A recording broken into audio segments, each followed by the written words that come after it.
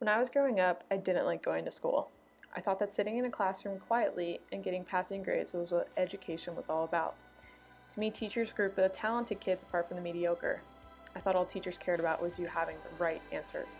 More often than not, I didn't, so naturally, I hated it. Because of my perception of what education was, I didn't have a reason of my own to care. This caused me to just skimp by, and I didn't get nearly as much out of K through 12.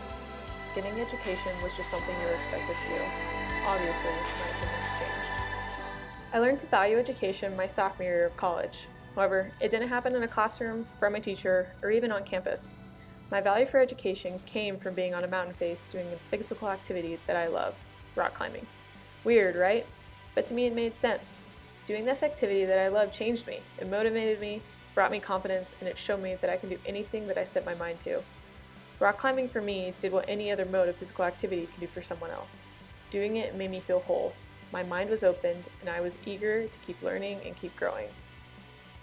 Generally, people know that you need physical activity to live a healthy and centered life, but typically we put the word physical activity into a box, which to most people just means going running or lifting weights. That's great for your body, but what about the people who don't enjoy doing that, no matter how toned they get or how much weight they lose? Maybe that idea of physical activity is not as stimulating to them.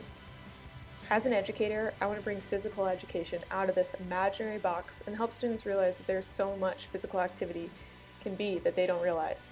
If they just take a look at what they enjoy, I'm sure they can find their own way to be active. Maybe a student enjoys competing against others. Great, then team sports may be for them. What if a student enjoys competing against themselves? Then individual sports are their calling. Or maybe a student thinks that they hate being active, but they love seeing what's at the top of the mountain, or playing in the water, or maybe being on stage. Then start hiking, or kayaking, or dancing.